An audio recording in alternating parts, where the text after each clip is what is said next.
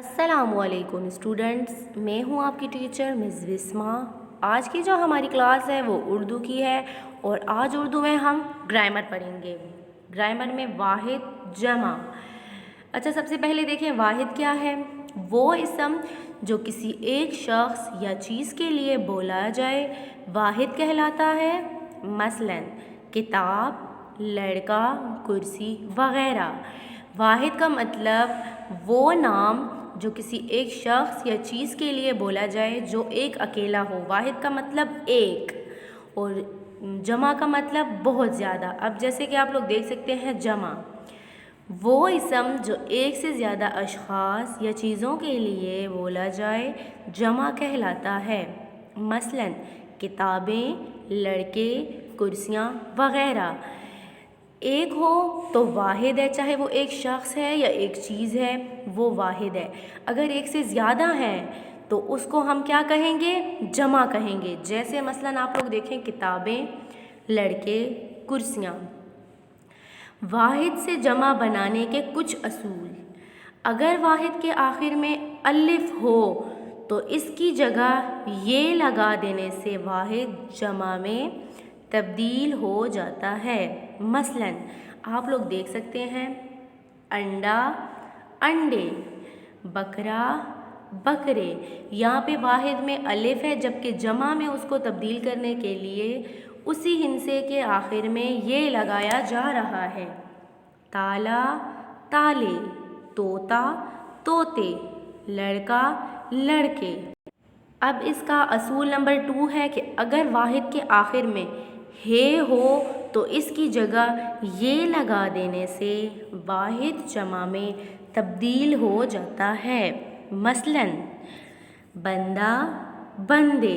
جیسے کہ آپ لوگ دیکھ سکتے ہیں واحد میں اس ہندسے کے آخر میں ہے اور جمع میں اس کے آخر میں یہ ہے۔ واحد میں ہے اور جمع میں جب یہ اس کو ہم لکھیں گے تو یہ بن جائے گا۔ بستہ، بستے، تختہ، تختے، ذرہ، ذرے، مدرسہ، مدرسے۔ اصول نمبر 2 ہے اس کا کہ واحد کے آخر میں چھوٹی یہ ہو تو اس کے ساتھ الف نون غنہ بڑھا دینے سے جمع بن جاتا ہے۔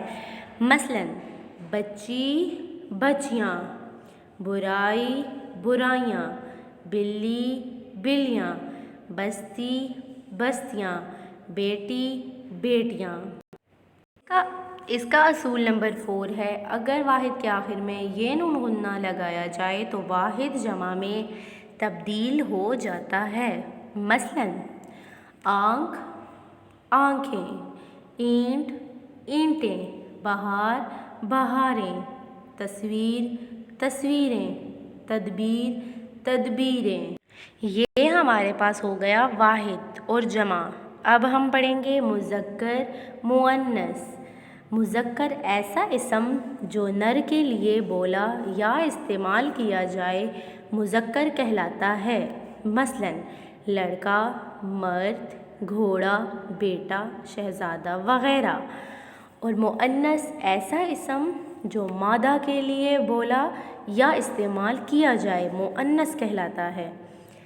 مثلاً لڑکی، عورت، گھوڑی، بیٹی، شہزادی وغیرہ۔ جیسے آپ اس کی اگزامپل دیکھ سکتے ہیں باپ، ماں، بھائی، بہن، شوہر، بیوی، لڑکا، لڑکی، بندہ، بندی، بیٹا، بیٹی، پوتا، پوتی۔ تو یہ ہمارے پاس ہو گئے مذکر اور مؤنث۔ اس کے بعد ہم لوگ پڑھیں گے متضاد الفاظ کے بارے میں کہ متضاد الفاظ کیا ہوتے ہیں۔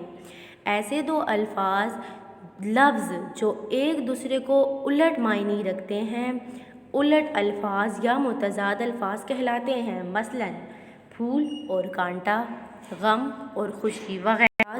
متضاد اس کو کہا جاتا ہے جو لفظ ایک دوسرے کے الٹ معنی رکھتے ہوں۔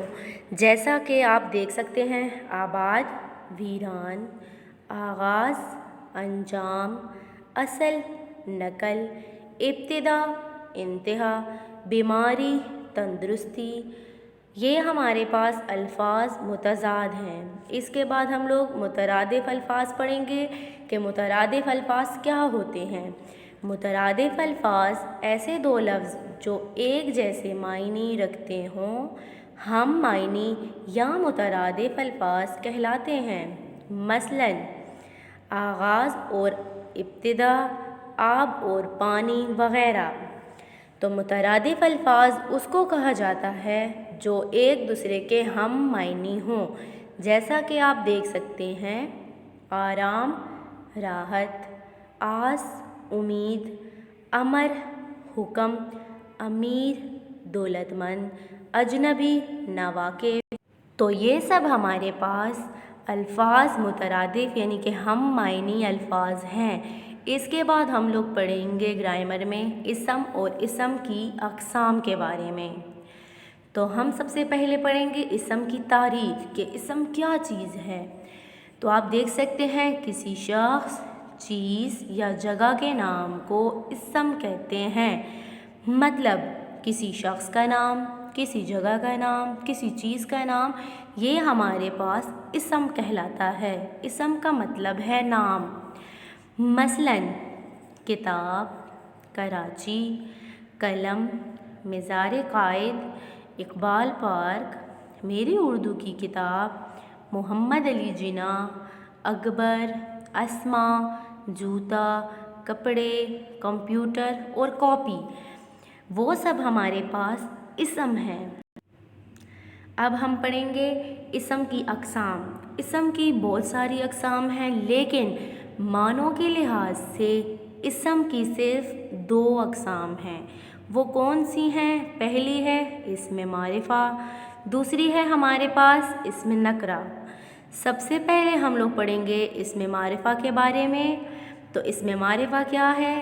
اسم معرفہ اس اسم کو کہتے ہیں جو کسی خاص شخص، خاص چیز یا خاص جگہ کا نام وغیرہ ہو، اس کو اسم معرفہ بھی کہتے ہیں اور اسم خاص بھی کہتے ہیں۔ یعنی کہ کسی خاص جگہ کا نام، کسی خاص شخص کا نام، کسی خاص چیز کا نام، یہ ہمارے پاس اسم معرفہ ہوتا ہے، جیسا کہ آپ دیکھ سکتے ہیں۔ مثلاً سید علی گیلانی، مولانا عمر فاروق، دہلی، آسٹریلیا، مسجد الحرام، راجستھان وغیرہ۔ نمبر 2 ہمارے پاس اسم نکرہ۔ اسم نکرہ ہم پڑھیں گے کس کو کہتے ہیں؟ اسم نکرہ اس اسم کو کہتے ہیں جو کسی عام شخص، عام جگہ، عام چیز کے نام کو ظاہر کرے، اسم نکرہ کہلاتا ہے۔ اسم نکرہ اور اسم عام کہلاتا ہے، یعنی کہ کسی عام شخص کا نام، عام چیز کا نام، عام جگہ کا نام۔ مثلاً آپ دیکھ سکتے ہیں قلم، طالب علم، ڈاکٹر، گائے، دریا، پہاڑ، چاقو، گھڑی، مدرسہ، مسجد وغیرہ۔ تو یہ تھے ہماری آج کے ٹاپک۔ آج ہم نے گرامر پڑھی۔ امید ہے کہ آپ سب کو اس کی سمجھ آ گئی ہوگی، اور آپ لوگوں کا اسائنمنٹ ٹاسک یہ ہے کہ آپ لوگوں نے 5 واحد جمع، 5 مذکر مؤنث، 5 الفاظ متضاد اور 5 الفاظ مترادف لکھ کر اسکول میں سبمٹ کروانے ہیں۔ تھینک یو سو مچ۔ اللہ حافظ۔